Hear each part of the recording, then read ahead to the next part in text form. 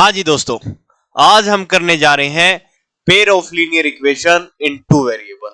आपने अगर हमारी पहली वीडियो नहीं देखी है जिसमें हमने क्वाड्रेटिक इक्वेशन बहुत ही अच्छे तरीके से किया था, तो सबसे पहले वो जाके देखें, उसके बाद ये लीनियर इक्वेशन करें।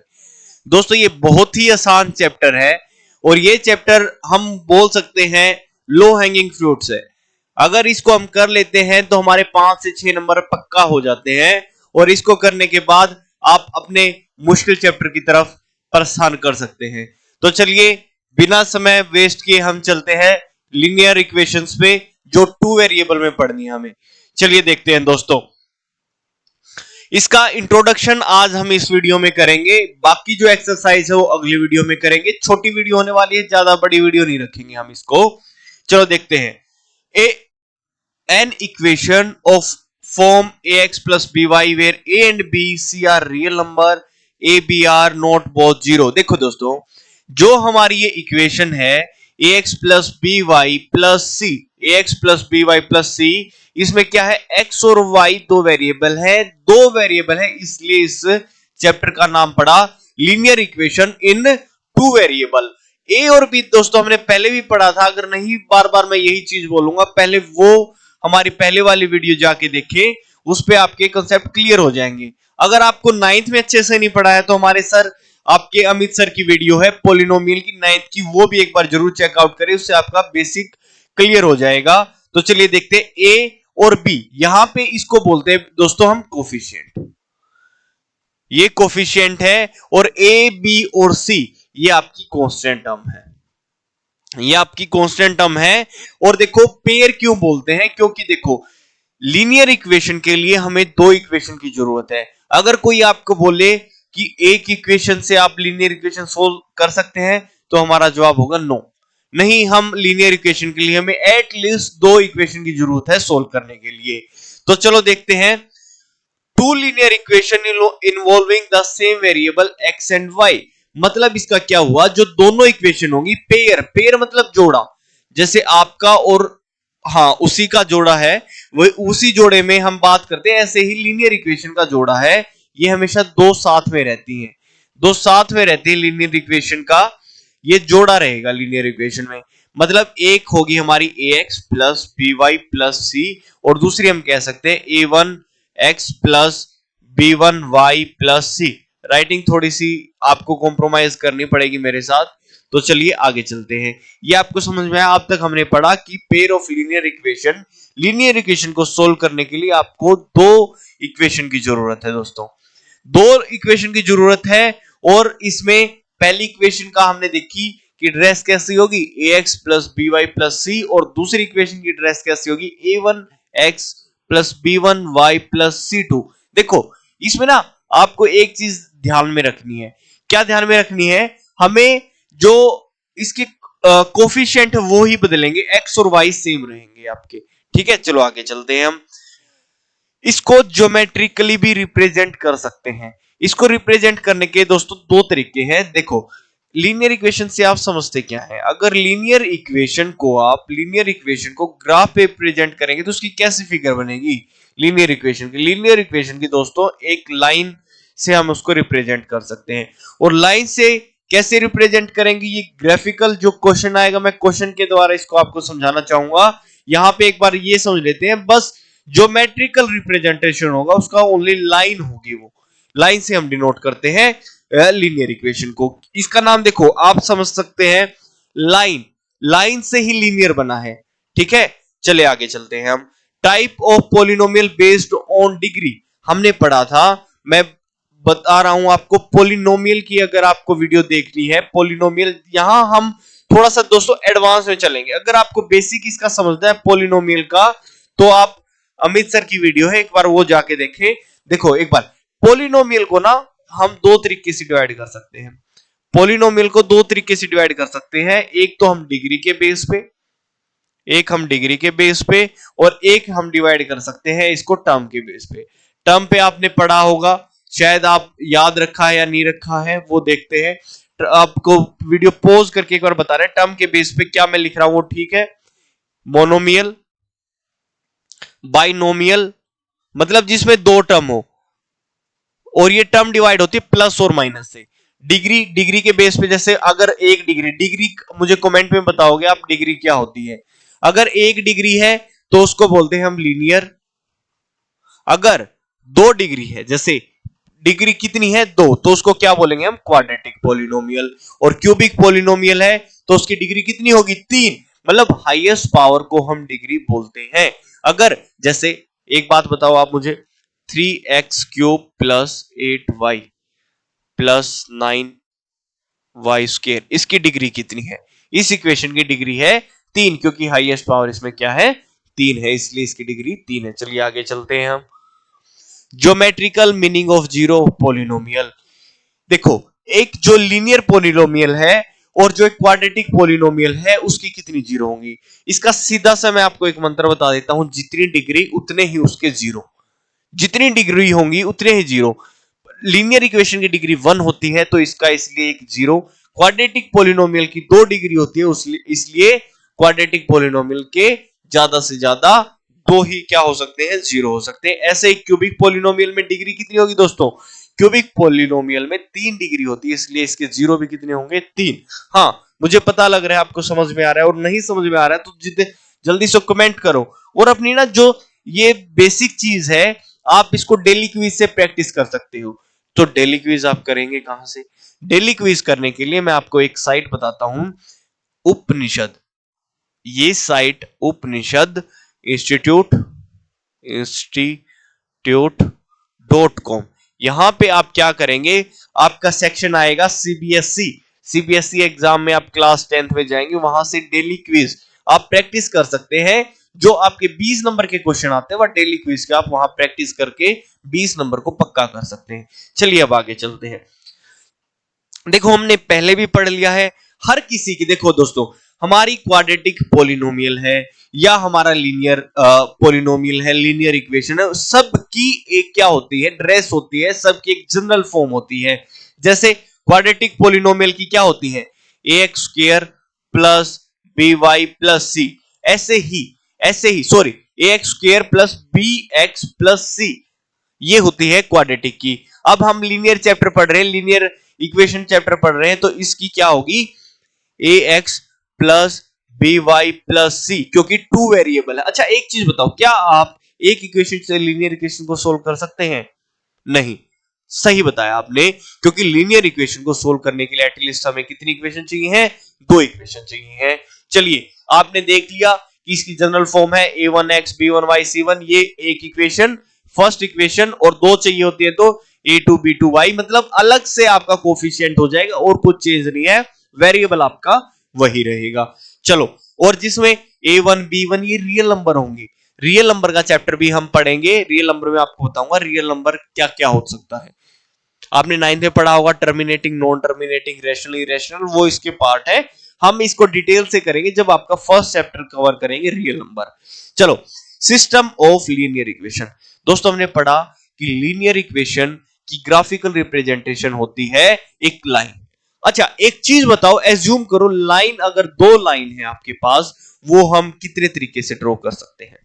देखो, हम 2 लाइन है, हम ड्रॉ कर सकते हैं, चाहे तो वो इंटरसेक्टिंग होंगी, चाहे 2 लाइन है वो पैरेलल होंगी, या तीसरी जो लाइन है वो क्या होगी, ओवरलैपिंग। इसको कोइंसिडेंट लाइन बोलते हैं। एक बच्चा है वो मुझे सुन रहा है, वो क्या कह रहा है कि जी एक लाइन ऐसे भी तो हो सकती है, ये ऐसे भी तो हो सकती है। बेटे ये लाइन ही है, ये कर्व है, इसको लाइन नहीं बोलते हैं। लाइन होती है स्ट्रेट, 2 जो पॉइंट्स है उनको जोड़ने से जो बनता है वो उसको बोलते हैं लाइन, ये लाइन है। और ये ओवरलैपिंग हो सकती है, और क्या हो सकती है, पैरेलल और इंटरसेक्टिंग। अब हम पता करेंगे कि भाई कितने सॉल्यूशन होंगे इंटरसेक्टिंग लाइन में। देखो सीधा सा एक रूल है दोस्तों, जितनी बार लाइन कट कर रही है दूसरी लाइन को, उतने ही उसके सॉल्यूशन। यहां पे आपको दिख रहा होगा 10 बार, ओ सॉरी 10 बार काट रही है क्या, ये काट रही है एक बार काट रही है, तो यहां पे 1 सॉल्यूशन। यहां पे आपको दिख रहा होगा बहुत बार काट रही है, फिर वही बात, बहुत बार नहीं है, बस क्या कितनी बार काट रही है, ये एक बार भी नहीं काट रही, इसका क्या होगा, नो सॉल्यूशन होगा। और ये देखो हर पॉइंट पे काट रही, इसके ऊपर ही आपको दिख नहीं रहा, पर इसमें ये 2 लाइन है और 2 लाइन हर जगह काट रही है, तो इसका मतलब यहां कितने सॉल्यूशन होंगे, इनफाइनाइट सॉल्यूशन। एक बार रिवाइज कर लेते हैं। अगर इंटरसेक्टिंग लाइन है तो इंटरसेक्टिंग लाइन एक बार काटती है, इंटरसेक्टिंग आपस में एक बार काटती है तो सॉल्यूशन एक। पैरेलल लाइन आपस में कहीं नहीं काटती है तो कितने सॉल्यूशन? 0। और ओवरलैपिंग लाइन है, एक के ऊपर दूसरी लाइन है तो वो वहां पे कितने हो जाएंगे हमारे सॉल्यूशन? Infinite solution. दोस्तों देखो, हमें लाइन को देख के या इक्वेशन को देख के कैसे पता चलेगा कि ये लाइन इंटरसेक्टिंग है या ये लाइन हमारी क्या है? पैरेलल होगी, या हमारी ये लाइन क्या होगी? ये लाइन ओवरलैपिंग होगी। चलो इसका देखो कुछ फॉर्मूले हैं, छोटी छोटी बातें हैं, हम उसको ट्रिक से समझते हैं कैसे होगा। देखो, कंसिस्टेंट और इनकंसिस्टेंट फिर बाद में करेंगे, सॉल्यूशन देखते हैं हम इनको सोल्व कैसे कर सकते हैं। देखो ये तरीका है, इस तरीके को हम एक बार देखते हैं। अगर देखो ये लिखा मैंने, मान लो दो इक्वेशन लिखता हूं मैं, 7x plus 2y plus is equal to, इसको लिख लेता हूं मैं 14, और दूसरी इक्वेशन है उसको लिख लेते हैं हम, मान लो 14x प्लस 7y, इसको लिख लेते हैं भाई 4y इज इक्वल टू 28। ये हमारी दो इक्वेशन है। क्यों दो इक्वेशन ली? हमें पता है लीनियर इक्वेशन को सोल्व करने के लिए दो इक्वेशन की जरूरत है। चलो अब दोस्तों ये है हमारा a1, ये है b1 और ये है c1। c1 ये है हमारे कोफिशिएंट्स ऑफ नंबर, कोफिशिएंट है जो x का कोफिशिएंट 7, x के कोफिशिएंट को बोलते हैं a1, y के कोफिशिएंट को बोलते हैं b1, और जो हमारी कांस्टेंट टर्म होती है उसको बोलते हैं c1। अगर दोस्तों देखो, ये आपको याद रखना है, ये आपको याद रखना है, अगर a1 by a2 is equal to b1 by b2 and equal to c1 by c2, अगर सब कुछ इक्वल है, देखो सब कुछ इक्वल कहां होता है? कोइंसिडेंट लाइन है, एक के ऊपर एक, वो पहचानने ही नहीं आ रही है, मतलब वो हर जगह सेम है, तो ये कौन सी लाइन हो जाएगी आपकी? कोइंसिडेंट लाइन, मतलब ओवरलैपिंग, एक दूसरे के ऊपर है ये लाइन। इतनी बात समझ में आ रही है आपको? सॉरी। अब देखते हैं आगे हम, ये तो हो गया कोइंसिडेंट लाइन। अब हमारी बची बाकी की दो लाइनें, दो लाइनें हमारी इंटरसेक्टिंग और दूसरी है पैरेलल लाइन। इंटरसेक्टिंग और पैरेलल लाइन कहां होगी दोस्तों? देखो ये पहले इक्वेशन देख लेते हैं, इसमें हमारी कौन सी लाइन होगी? ओवरलैपिंग लाइन होगी जिसको कोइंसिडेंट बोलते हैं, इंटरसेक्टिंग होगी, या हमारी कौन सी लाइन होगी? पैरेलल लाइन होगी। देखो a1 7 है, a1 की वैल्यू 7, a2 की वैल्यू 14, वेरी गुड। b1 की वैल्यू 2 है और b2 की वैल्यू 4, इसको सॉरी 4 है, इसको काट देंगे 1/2, ये भी आ गया 1/2, और 14/18 ये भी 1/2। देखो सब कुछ सेम है, तो ये कौन सी लाइन होगी? इक्वेशन देख के आप बता दो कि जी ये इसका ग्राफिकल रिप्रेजेंटेशन क्या होगा? सब कुछ सेम है तो ओवरलैपिंग होगा। चलिए अगला एग्जांपल लेते हैं। हमने ओवरलैपिंग की बात कर ली, ओवरलैपिंग कब होगा? जब a1 by a2 is equal to b1 by b2 and c1 by c2 हर कुछ इक्वल है। चलिए अब बात करते हैं, देखो अब इंटरसेक्टिंग लाइन की बात करते हैं, a1 by a2 not equal to b1 by b2। देखो कई बच्चे बोलते हैं हमें कि आगे हमें चेक करना है, यानी अगर c1 by c2 इक्वल है नहीं है उस केस में क्या होगा? ये पहले तो हमें इतना समझना है, a1 by a2 not equal to b1 by b2 है अगर, तो वो कौन सी लाइन हो जाएगी? वो हो जाएगी मेरे प्यारे बच्चों इंटरसेक्टिंग लाइन। ये इंटरसेक्टिंग लाइन है। कई बच्चे बोलते हैं सर अगर ये a1 by a2 not equal to b1 by b2 और ये इक्वल हो जाए या नॉट इक्वल हो जाए, हमें इसका क्या करना है? देखो बच्चों, अगर a1 by a2 not equal to b1 by b2 है तो हमें आगे देखना ही नहीं, हमें बस यही छोड़ देना है। अगर a1 by a2 not equal to b1 by b2 है, हमें आगे कुछ चेक नहीं करना, बस इतना हमारे पास आ गया, हम कह देंगे ये कौन सी लाइन है? इंटरसेक्टिंग। और इंटरसेक्टिंग लाइन है तो इसके कितने सॉल्यूशन हो जाएंगे? एक सॉल्यूशन। इतनी बात समझ में आई? इसका एक एग्जांपल करवा दूं? हाँ चलो एग्जांपल देखो इसका। इंटरसेक्टिंग हमने पढ़ा a1 by a2 not equal to b1 by b2। चलो इक्वेशन देखते हैं, 7x plus 5y is equal to 10। हमारा ये हो गया 2x plus 3y is equal to 15। देखो a1 है a1 by a2 7/2 और b1 by b2 5/3। क्या ये इक्वल है? नहीं है, तो ये लाइन कौन सी होगी दोस्तों? ये होगी इंटरसेक्टिंग लाइन। इतना आपको समझ में आ रहा है? मैं उम्मीद रखता हूं कि आप मेरे साथ साथ आपको सब कुछ समझ में आ रहा है। और अगर नहीं भी समझ में आ रहा है तो कमेंट किस लिए है, कमेंट आपको यहां पे करना है। मैं आपका हर एक कमेंट का जवाब दूंगा, हर एक कमेंट। अगर मुझे लगा कि कोई टॉपिक में बच्चों को ज्यादा ही दिक्कत आ रही है तो उसको मैं मतलब उस टॉपिक को मैं दोबारा से करूंगा, ठीक है। चलिए अब आगे चलते हैं, हमारी पैरेलल लाइन की बात आ गई है। पैरेलल लाइन मतलब दोस्तों, जैसे पैरेलल लाइन का मतलब जो लाइन कभी ना मिले या जो रास्ते कभी ना मिले, जैसे आपकी और आपके पेरेंट्स की बात कभी नहीं मिलती है ना, जैसे पेरेंट्स की बातें आपके सिर के ऊपर से जाती हैं, ऐसे ही कोई सॉल्यूशन होता है आपके पेरेंट्स की बातों का, नहीं होता ना। ऐसे ही ये है, देखो a1 by a2 is equal to b1 by b2 and not equal to c1 by c2। अगर ऐसी पोजीशन है तो उस पोजीशन में हम क्या करेंगे, हम वो कह देंगे कि पैरेलल लाइन है। चलिए इसका एक एग्जांपल देखते हैं हम दोस्तों। एग्जांपल है हमारा, चलिए 7x plus 5y is equal to 10। अब आगे देखते हैं हमारा 14x plus 10y is equal to 30। ये है हमारी एक इक्वेशन। चलिए देखते हैं a1 by a2, a1 7 है, a2 14। अब देखते हैं b1 5 है, b2 10 है। तो देखो ये भी 1 by 2, ये भी 1 by 2 इक्वल हो गया। अब आगे है 10 by 30। ये 1 by 2 is equal to 1 by 2 not equal to 1 by 3। तो ये कौन सी लाइन हो जाएगी दोस्तों हमारी, ये लाइन हो जाएगी पैरेलल, पैरेलल, अच्छा पैरेलल लाइन हो जाएगी हमारी, ठीक है। चलिए अब आपने सीख लिया है कि पैरेलल किस केस में होगी हमारी और हमारी इंटरसेक्टिंग किस केस में होगी। चलिए इसका मैं आपको एक स्लाइड दे देता हूं, ये स्लाइड है आपकी और इस स्लाइड का आपको एक बार क्या करना है, फोटो ले लेना है, स्क्रीनशॉट ले लेना है। अब मैं आपको बताता हूं एक चीज जो हमारा रह गया था, कंसिस्टेंट पेयर और इनकंसिस्टेंट पेयर, कंसिस्टेंट और इनकंसिस्टेंट।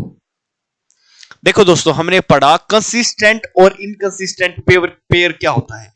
कंसिस्टेंट पेयर वो पेयर है जहां कुछ ना कुछ सॉल्यूशन आ रहा है, और सॉल्यूशन का मतलब जहां पे लाइन आपस में काट रही है। जहां हमने पढ़ा था जहां पे लाइन काट रही है जितनी बार काट रही है उतने ही सॉल्यूशन। इंटरसेक्टिंग में सॉल्यूशन होगा, इसका मतलब एक बार काट रही है, और एक हमारे इनफाइनाइट सॉल्यूशन थे किसमें, जहां पे ओवरलैपिंग लाइन थी। ओवरलैपिंग लाइन के केस में और इंटरसेक्टिंग लाइन के केस में हमारा क्या हो जाएगा, सॉल्यूशन। और इन लाइंस अगर ये लाइन बन रही है तो जो लीनियर इक्वेशन होगा उस पेयर को हम बोल देंगे क्या, कंसिस्टेंट पेयर। अगर कोई सॉल्यूशन नहीं है, वो कहां था, सॉल्यूशन कहां नहीं बन रहा था, मम्मी पापा की बातों में हमारा सॉल्यूशन नहीं आ रहा था कुछ भी। बाहर वालों की बातें, हमें दोस्तों की बातें बहुत अच्छी समझ में आती है, मम्मी पापा का बातों का कोई सॉल्यूशन नहीं निकलता। वैसे ही पैरेलल लाइन साथ साथ चलेंगे पर कभी मिलेंगे नहीं, तो वहां पे क्या था, कोई सॉल्यूशन नहीं था, तो इसलिए वो इनकंसिस्टेंट पेयर था। वो पेयर इनकंसिस्टेंट है, कंसिस्टेंट नहीं है, साथ नहीं दे रहा है हमारा। तो आपको समझ में आया। तो हम एक बार क्या करते हैं, हमारा ये ग्राफिकल रिप्रेजेंटेशन था कि भाई ग्राफ पे अगर इंटरसेक्टिंग लाइन हो सकती है, लाइन लीनियर इक्वेशन पढ़ा हमने, लीनियर इक्वेशन का मतलब लाइन, और लाइन जितनी बार काटेगी उतने सॉल्यूशन। जैसे लाइन तीन प्रकार की हो सकती है, इंटरसेक्टिंग लाइन होगी, इंटरसेक्टिंग लाइन है हमारी तो वो एक बार काटेगी तो एक सॉल्यूशन, और वो कंसिस्टेंट पेयर। दूसरी बात हमने पढ़ा कि भाई हमारी पैरेलल लाइन होगी तो आपस में नहीं काट रही तो नो सॉल्यूशन, इसलिए वो inconsistent pair. Overlapping line infinite solution, क्योंकि एक के ऊपर एक है, और इनफाइनाइट सॉल्यूशन इसका मतलब सॉल्यूशन है तो वो कंसिस्टेंट पेयर। ये हमने ग्राफिकल में पढ़ा। और ये लीनियर इक्वेशन का हमने पढ़ा कि लाइन के रूप में हम ग्राफिकल रिप्रेजेंट करते हैं। और दूसरा हमने ये भी पढ़ा जहां डिग्री के बेस डिग्री एक हो उसको लीनियर इक्वेशन बोलते हैं। अब तक हमने ब्रीफ में ये पढ़ा है। अच्छा अब आगे बात करते हैं अलजेब्रिक मेथड। ये पढ़ा हमने ग्राफिकल रिप्रेजेंटेशन या ग्राफिकल मेथड से कैसे सोल्व कर सकते हैं। अब अलजेब्रिक मेथड मैं यहां पे नाम बताऊंगा क्योंकि आपकी 3.2 और 3.3 डेडिकेटेड है प्योरली इन मेथड के बेस पे। देखो एक बार सब्स्टिट्यूशन मेथड, और क्या है, एक सब्स्टिट्यूशन मेथड और दूसरा है एलिमिनेशन मेथड। ये दो मेथड हैं आपके अलजेब्रिक। इसके ऊपर आपकी डोंट वरी, आपको टेंशन नहीं लेनी है। ये दोनों मेथड हम दोनों एक्सरसाइज में करेंगे, प्रॉपर वे में मैं आपको समझाऊंगा कि ये कैसे है। एक बार मोटा मोटा मैं आपको बता देता हूं। सब्स्टिट्यूशन मेथड, एक्स और वाई की वैल्यू एक जगह से निकाली और दूसरी इक्वेशन में आपने उसको चेप दिया। ax बी वाई प्लस सी, यहां से x की वैल्यू या y की वैल्यू निकाली, दूसरी इक्वेशन में x या y की जगह रख दिया। अगर x की वैल्यू निकाली तो x की जगह रख देंगे दूसरी इक्वेशन में, अगर y की वैल्यू निकाली है आपने तो हम रख देंगे y की वैल्यू में दूसरी इक्वेशन में। आपको घबराना नहीं है, ये बड़ी बड़ी टर्म क्या है, क्योंकि हम इसको बहुत आराम से सेकंड जो 3.2 है इसकी एक्सरसाइज उसमें करेंगे। और एलिमिनेशन मेथड नाम से ही समझ में आ रहा है, एलिमिनेट कर दो एक वेरिएबल को, किसी एक वेरिएबल को एलिमिनेट कर देंगे तो आपका आ जाएगा आंसर, आपका 0 का पता लग जाएगा, x और y की वैल्यू क्या है। चलिए दोस्तों, इसका ये बेसिक इतना ही था, बेसिक इसका इतना ही था। अब हम करेंगे अगली क्लास में इसकी एक्सरसाइज, या हमें कैसे सोल्व करनी है, कैसे क्वेश्चन करने हैं। आपको मुझे लगता है ये समझ में आया होगा। अगर नहीं भी समझ में आया तो आप कमेंट करें। कमेंट किस लिए है, कमेंट करेंगे, हम A to Z पूरा मैथ एक एक क्वेश्चन करेंगे।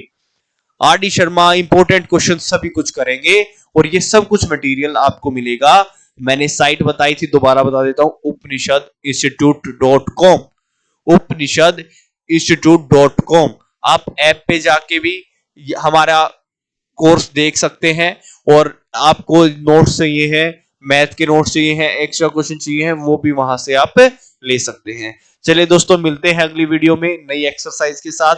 तो चलिए, बाय बाय, गुड नाइट।